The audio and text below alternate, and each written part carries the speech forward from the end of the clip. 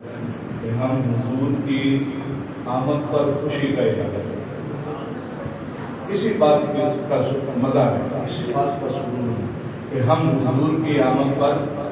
خوشی کرنے کی سعادت حاصل کرتے ہیں. اس سے بڑی سعادت اور کیا ہو سکتا ہے؟ اس سے بڑا کرم اور کیا ہو سکتا ہے؟ اس سے بڑا انعام اور کیا ہو سکتا ہے؟ اس سے بڑی مہربانی کیا ہو سکتی ہے کہ ہم حضور کی آمد کی وجہ سے یا خوشی کے لیے بیٹھے ہیں.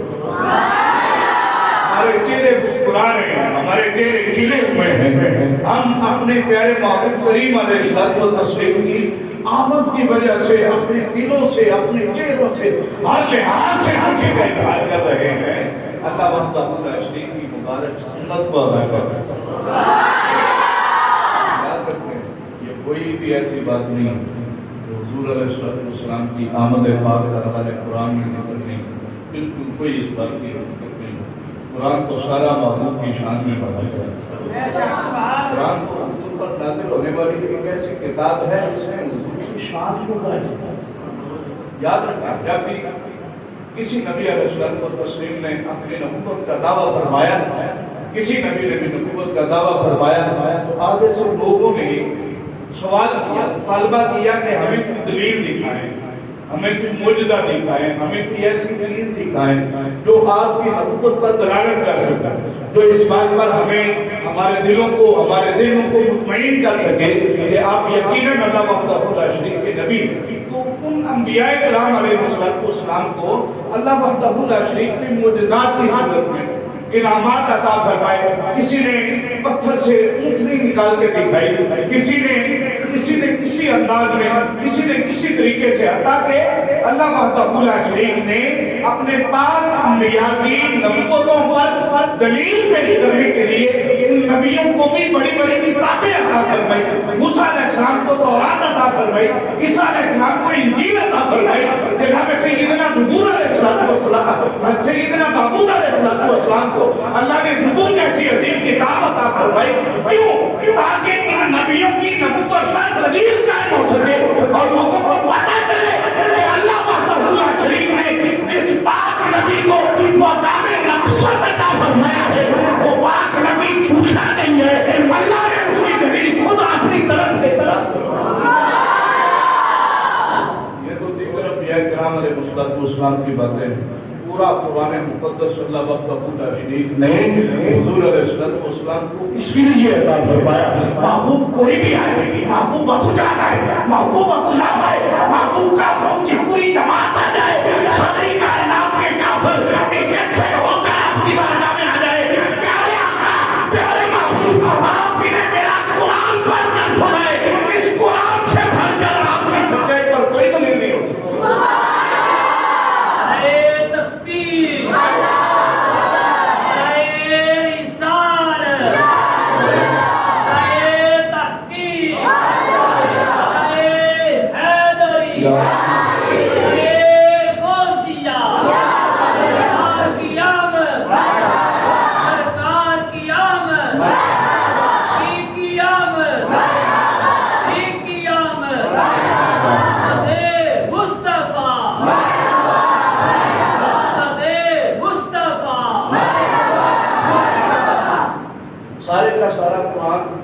اللہ وحدہ لا شریک نے اپنے پیارے محبوب علیہ الصلوۃ والتسلیم کی شان پر دلائل قائم کرتے ہوئے، دلیلیں بناتے ہوئے سارے کا سارا قرآن حضور کو عطا فرمایا. اسی قرآن مقدس کے اندر اللہ وحدہ لا شریک نے ہمیں حضور کریم علیہ الصلوۃ والتسلیم کی بہت بلند معنی اور عظمت والی دلیل قرآن پاک میں اللہ وحدہ لا شریک نے ارشاد فرمائی. حضور کی شان پر دلالت کرنے کے لیے، حضور کی شان و عظمت کو ظاہر فرمانے کے لیے اللہ نے اپنے پیارے محبوب کو اپنا پاک کلام عطا فرمایا اور اپنی شان ربوبیت کے اظہار کے لیے، اپنے رب ہونے کو ظاہر کرنے کے لیے، اپنا خدا ہونے کے اس دعوے کو لوگوں کے سامنے سچا کرنے کے لیے اللہ وحدہ لا شریک نے کائنات کو اپنا محبوب عطا فرمایا. حضور کی شان کو ثابت کرنے کے لیے حضور کو اپنا پاک کلام عطا فرمایا اور اپنی شان ربوبیت کے اظہار کے لیے اللہ وحدہ لا شریک نے نزول عطا فرمایا۔ سبحان اللہ۔ وہ قرآن میں فرمایا جو میں نے خطبے کے اندر آیا مقدسہ تلاوت کی، اللہ کریم نے فرمایا یا ایھا الناس قد جاءکم برہان من ربکم، اے لوگو تمہارے پاس تمہارے رب کی طرف سے اس کی سب سے بڑی نشانی تشریف ہے۔ اللہ کی سب سے بڑی نشانی تشریف ہے، اللہ کی برہان تشریف ہے۔ برہان ایسی واضح دلیل، ایسی عظیم و شان دلیل، ایسی اللہ وحدہ لا شریک کی وحدانیت پر، اللہ کی ربوبیت کے اظہار پر، اللہ وحدہ لا شریک کے خالق و مالک ہونے پر جو اللہ نے اپنی دلیل قائم فرمائی ہے، جو مصطفیٰ کریم کی ذات پاک ہے، اور فرمایا قد جاءکم برہان من ربکم، اے لوگوں کہیں یہ نہ کہہ دینا کہ میرے مصطفیٰ کی آمد کا ذکر نہیں ہے، میرے پاک معبود کی آمد کا قرآن میں تذکرہ نہیں ہے۔ نہیں نہیں، قرآن مقدس سارا میں نے اپنے محبوب کی شان میں نازل کیا ہے، اور یاد رکھنا میں تمہیں خبر دے رہا ہوں میرا محبوب ایسے ہی نہیں آیا، میرا محبوب میرے خدا ہونے پر دلیل بن کر تشریف لایا۔ ورنہ مجھے تو کوئی جانتا نہ تھا، مجھے تو کوئی پہچانتا نہ تھا، میری تو کوئی حقیقت سے واقف نہیں تھا، میری تو کسی کو معرفت حاصل نہ تھی، میری تو کسی کو پہچان نہ تھی، کائنات میں کچھ بھی نہ تھا، میں اکیلا ہی تھا۔ میں نے چاہا کہ لوگوں کے سامنے ظاہر ہو جاؤں، میں نے چاہا کہ کوئی میری پوجا کرے، کوئی میری عبادت کرے، میں نے چاہا کہ کوئی مجھے پہچانے، تو سب سے پہلے میں نے اپنے محبوب کے نور کو پایا، اپنے پیارے محبوب کے نور پاک کو صرف اسی لیے پیدا فرمایا کیونکہ میں نے چاہا کہ لوگ مجھے دیکھیں، لوگ مجھے پہچانیں، لوگ میری پہچان کریں، لوگ میرے بارے میں جانیں، لوگ میری عبادت کریں۔ تو اس عبادت کو کروانے کے لیے جب میری یہ رضا ہوئی، میری یہ منشا ہوئی کہ مجھے کوئی پہچانے اور میری کوئی پوجا کرے، تو سب سے پہلے میں نے اپنے پیارے محبوب کے نور کو پہچانا۔ اور خطبے کے اندر دوسری آیت مقدسہ جو میں نے تلاوت کی وہ اسی بات کا اظہار ہے۔ اللہ وحدہ لا شریک نے خود قرآن پاک کے چھٹے پارے میں یہ حکم ارشاد فرمایا قد جاءکم من اللہ نور، لوگوں جس طرح میرا پیارا محبوب میرے واحد ہونے پر، میرے یکتا ہونے پر، میرے خالق ہونے پر، میرے مالک ہونے پر، میرے معبود ہونے پر دلیل ہے، بالکل اسی طریقے سے قد جاءکم من اللہ نور، یہ میرا محبوب تمہاری طرف اللہ کی طرف سے نور بھی بن کر تشریف لایا۔ اس آیت مقدسہ میں اللہ وحدہ لا شریک نے اپنے پیارے محبوب کریم علیہ الصلوۃ والتسلیم کی اسی نورانیت کا ذکر فرمایا، اسی بات کا ذکر فرمایا جو ہزاروں سال پہلے، لاکھ سال پہلے ہمیں اس بات کا علم نہیں کہ اللہ وحدہ لا شریک نے اپنے پیارے محبوب کے نور پاک کو کیسے اور کب پیدا فرمایا، اس بات کا ہمیں اندازہ نہیں۔ لا تعداد ہزاروں سال پہلے اللہ وحدہ لا شریک نے جب اپنی ربوبیت کا اظہار کرنا چاہا اور چاہا کہ مجھے کوئی ایک مانے، چاہا کہ مجھے کوئی یکتا مانے، تو اللہ نے سب سے پہلے اپنے پیارے محبوب کے نور کو پیدا فرمایا۔ اسی نورانیت کا ذکر اللہ کے قرآن میں فرمایا، لوگوں یہ نور میں نے پیدا کیا تھا، پھر اس نور سے کائنات کو سجایا، اس نور سے میں نے لوح بنائی، اس نور سے میں نے قلم بنائی، اس نور سے میں نے عرش پیدا فرمایا، اسی نور سے میں نے کرسی پیدا فرمائی، پھر ان کرسی، لوح اور قلم، یہ جو دیگر اجزاء جو حضور کے نور سے اللہ وحدہ لا شریک نے پیدا فرمائے، ان سے پھر اللہ نے کائنات کو سجایا، آسمان بنائے، زمینیں بنائی، اتنی مخلوقات پیدا فرمائی، ان مخلوقات کے رہنے کے انتظامات پیدا فرمائے، اتنا خوبصورت ماحول پیدا کیا، زندگی لوگوں کو عطا فرمائی، لوگوں کے اوپر موت بھی طاری ہونے لگی۔ یہ سارے معاملات اللہ وحدہ لا شریک نے صرف اور صرف اپنے پیارے محبوب کے نور سے پیدا فرمایا۔ سبحان اللہ۔ اس بات کا اظہار حضور نے خود فرمایا، حضور کریم علیہ الصلوۃ والتسلیم نے حدیث مبارکہ میں خود اس بات کا اظہار فرمایا کہ اول ما خلق اللہ نوری، اللہ وحدہ لا شریک نے سب سے پہلے جس چیز کو پیدا کیا وہ میرا نور تھا۔ فرمایا پھر میرے نور سے اللہ نے کرسی بنائی، میرے نور سے اللہ نے لوح تختی بنائی, میرے نور سے اللہ نے قلم بنائے, میرے نور پاک سے اللہ وحدہ شریف نے اپنا عرش عظیم بنایا. پھر اسی طریقے سے ان سے آسمان زمین, یہ حضور کریم علیہ الصلوۃ والتسلیم کی حدیث مبارکہ کا مفہوم ہے. تو حضرات گرامی, اللہ وحدہ شریف نے قرآن مقدس میں قد جاءکم من اللہ نور و کتاب مبین یہ آیت مقدسہ نازل فرما کر اسی بات کا اظہار کیا کہ وہ میرا نور مبین, وہ میرا عظیم نور, وہ میرا عظیم و شان نور جس کو میں نے سب سے پہلے پیدا کیا. جب میں نے خدا ہونا ثابت کرنا چاہا تو اپنے محبوب کے نور کو پیدا فرمایا, کائنات سجائی, انبیاء بنائے, انبیاء آتے رہے, سیدنا آدم آئے, سیدنا ابراہیم آئے, جناب سیدنا عیسیٰ تک جبھی انبیاء رسول کو مبعوث فرمایا. پھر آخر میں اللہ نے فرمایا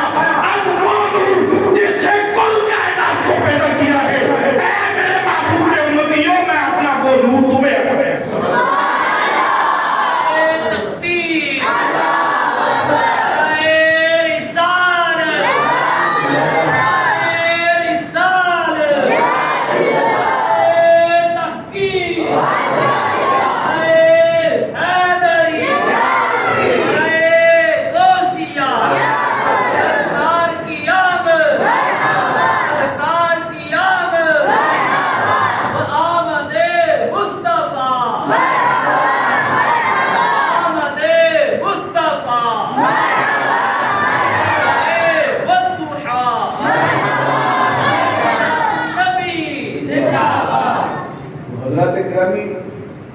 کسی کے آنے کا ذکر کرنا, کسی کے اس دنیا میں آنے کا ذکر کرنا, یہ تو بہار ہے. اللہ نے تو حضور کے نور کے آنے کا بھی ذکر کیا, اللہ نے تو حضور کو برہان بنا کر بھیجنے کا بھی ذکر فرمایا. اللہ وحدہ شریف نے حضور کے بھیجنے کا بھی ذکر کیا, حضور کے آنے کا بھی ذکر کیا. حضور علیہ الصلوۃ والتسلیم تشریف لائے تو ان کو اللہ نے کمالات کتنے عطا فرمائے, ان کو عظمت شان میں بزرگیاں کتنی عطا فرمائی. اللہ نے یہ بھی سارا قرآن محبوب کی شان سے بھر دیا. اس بات کو ظاہر کرنے کے لیے بھی اللہ وحدہ شریف نے اپنا سارا کلام حضور کی شان میں پورے کا پورا کلام پاک سورہ بسم اللہ الرحمن الرحیم کی بات سے لے کر والناس کی سین تک سارے کا سارا قرآن مصطفیٰ کریم علیہ الصلوۃ والتسلیم کی شان و عظمت کا اظہار کرتا ہے. سبحان اللہ. مفسرین اس بات کی وضاحت کرتے ہیں کہ قرآن کی ہر آیت میں ایک معجزہ نہیں, قرآن کی ہر آیت میں 70 معجزے نہیں. قرآن کی ہر آیت قیامت تک اگر کوئی قرآن کی آیات کے اندر غور و فکر کرتا رہے گا, غور و تدبر کرتا رہے اور اپنی عقل قرآن مقدس کے اندر دہرائے اور محبوب کی شان و عظمت کو دیکھنا چاہے تو اس کی عقل محفوظ ہوگی, اس کی عقل ختم ہو جائے گی. عقل کو بڑی دور کی بات ہے. قرآن میں خود خدا نے فرمایا قل لو کان البحر مدادا لکلمات ربی لنفد البحر قبل ان تنفد کلمات ربی. فرمایا محبوب ان سے کہہ دو, ان سے فرما دو اگر ساری کائنات کے سمندر اللہ سیاہی بنا دے, ساری کائنات کے درختوں کو اللہ قلم بنا دے, وہ قلم ختم ہو جائیں گے, وہ سیاہی ختم ہو جائے گی, آپ کے رب کے کلمات کبھی بھی ختم نہیں ہو. یہ تو قرآن میں اللہ نے فیصلہ فرما دیا, یہ تو قرآن میں اللہ نے اعلان فرما دیا کائنات کے سارے پانیوں کو سیاہی قرار دے دیا جائے اور کائنات کے سارے درختوں کو, آسمان و زمین کے درختوں کو قلم بنا دیا جائے. حضور کو قلم ختم ہو جائیں گے, حضور وہ سمندروں کی سیاہیاں ختم ہو جائیں گی. اے میرے پیارے محبوب, آپ کو جو میں نے شان و عظمت عطا فرمائی ہے وہ پھر بھی ختم نہیں ہوگی. اتنی عظیم حضور کی ذات پاک, اتنا عظیم حضور کا منصب, اتنی عظیم حضور کی ذات, اتنی بلند محبوب کی شان, اتنا بلند محبوب کا مقام, اتنی عظمت پیارے محبوب کی اللہ نے بنائی ہے, اتنا اعلیٰ منصب عطا کیا ہے. اسی لیے تو اللہ حضرت نے فرمایا بعد از خدا بزرگ تو ہی قصہ مختصر. محبوب آپ خدا نہیں ہیں, خدا کے علاوہ ساری کائنات سے بلند مرتبہ آپ ہی ہیں. یہ کوئی ایسی بات نہیں کہ کوئی کہے کہ قرآن میں حضور کی آمد کا ذکر نہیں. قرآن میں تو حضور کی آمد ابری کا بھی ذکر ہے، اور جب حضور نے اللہ نے اس نور پاک کو سراپائے مجسم بنا کر بشری نباتہ عطا فرما کر اپنی والدہ محترمہ کے بطن اطہر سے اس کائنات میں ظاہر فرمایا، اور حضور کی اس کائنات میں جلوہ گری ہوئی، اور آپ کی والدہ نے یہ اعلان کیا کہ جب میرے پیارے صاحبزادے، جب میرا پیارا لال، جب میرا پیارا محبوب کائنات سے، میرے پیٹ سے کائنات میں تشریف لایا، ظاہر ہوا، تو مصطفیٰ میں نے اپنے پیٹ سے ایسا نور نکلتا ہوا دیکھا کہ میں بیٹھی مکہ المکرمہ میں ہوں، میں بیٹھی بند کمرے میں ہوں، میں بیٹھی دیواروں کے اندر ہوں۔ اس نور پاک کی یہ شان تھی، یہ عظمت تھی کہ ایک ایسا نور چمکا، میں نے مکہ میں بیٹھ کر بند دیواروں میں بیٹھ کر کیسو حصہ کے معاملات کو ہزاروں میل دور کے سفروں کو میں نے دیکھا، ساری کائنات کا میں نے مشاہدہ کر دیا۔ میرے بطن اطہر سے جب وہ نور پاک ظاہر ہوا، میں نے کل کائنات کا مشاہدہ کر دیا۔ ارے مصطفیٰ کی والدہ محترمہ تو بڑی عجیب ہے، حضور کے جو غلام ہیں، جو صحابہ کی جماعت ہے، وہ مصطفیٰ کریم کے ساتھ رہنے کی وجہ سے اللہ کی نورانی مخلوق فرشتوں کا دیدار کرتی جاتی، وہ دیکھ لیا کرتے تھے کہ اللہ کے کون سی نورانی مخلوق اس دنیا میں جلوہ گر ہے۔ حضرت سیدنا عبداللہ بن عباس رضی اللہ تعالیٰ عنہ، آپ اس حدیث مبارکہ کے راوی ہیں، آپ فرماتے ہیں کہ جنگ بدر کے موقع پر صحابہ کرام جو جنگ بدر میں تشریف فرما تھے نا، وہ ایک آواز سن رہے تھے، اقدم یا حیزم، اقدم یا حیزم، اے حیزم آگے بڑھ، اے حیزم آگے بڑھ۔ کسی نے حضور کی بارگاہ میں عرض کی، یا رسول اللہ جنگ کے دوران ہم نے یہ آواز سنی ہے۔ حضور کریم علیہ السلام نے فرمایا پریشان ہونے کی ضرورت نہیں، یہ آواز جبریل امین کی تھی، اور حیزم ان کے گھوڑے کا نام ہے، وہ اپنے گھوڑے کو پکار کر کہہ رہے تھے، اے گھوڑے آگے بڑھ، حضور کے دشمنوں سے جنگ کر رہی ہے، آگے بڑھ۔ تو حضرات گرامی، یہ منصب تو حضور کی غلامی کی وجہ سے، حضور کی خادمیت کی وجہ سے، مصطفیٰ کا خادم ہونے کی وجہ سے، پیارے آقا کا غلام ہونے کی وجہ سے اللہ نے مصطفیٰ کے غلاموں کو یہ شان عطا فرمائی کہ وہ فرشتوں کو دیکھیں، وہ نور کو دیکھیں، وہ نور کا مشاہدہ کریں، وہ نور کی آواز کو سماعت کریں۔ تو جو مصطفیٰ کی ماں ہے، جو سیدہ طیبہ طاہرہ سیدہ آمنہ الزہرا ہے سلام اللہ علیہا، ان کے بطن اطہر سے جب وہ نور نکلا تو انہوں نے یقیناً ساری کائنات کا مشاہدہ کیا۔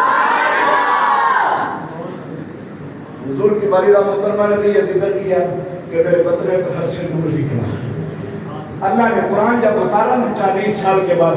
حضور کی ذات پاک پر قرآن نازل ہونا شروع ہوا، تو اللہ وحدہ لا شریک نے تو اس قرآن میں بھی یہ حکم ارشاد فرما دیا، فرمایا قد جاءکم من اللہ نور، اے لوگوں تمہاری طرف اللہ کی طرف سے نور آ گیا۔ وہ نور جس کی گواہی، جس کے نور ہونے کی گواہی اللہ بھی دے رہا ہے، جب وہ نور اس دنیا میں تشریف لایا تو اس نور کی والدہ صاحبہ یہ گواہی دے رہی ہے کہ میرے بطن اطہر سے ایک نور عظیم نکلا۔ وہ حضرات گرامی، حضور کے نور پاک کا تذکرہ کرنا اور یہ کہنا کہ نور آ گیا،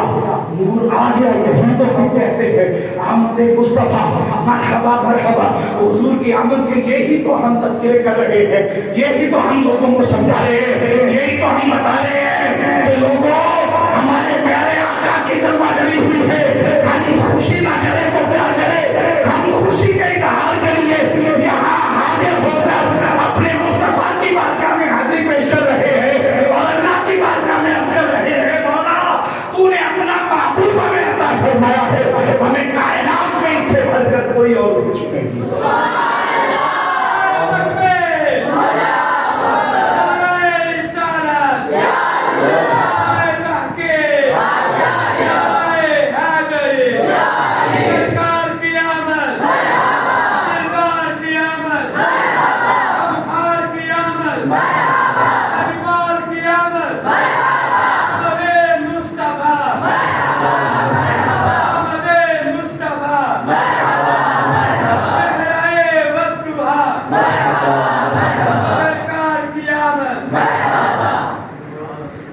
الحمدللہ یہ ماہ مقدس شروع ہوتا ہے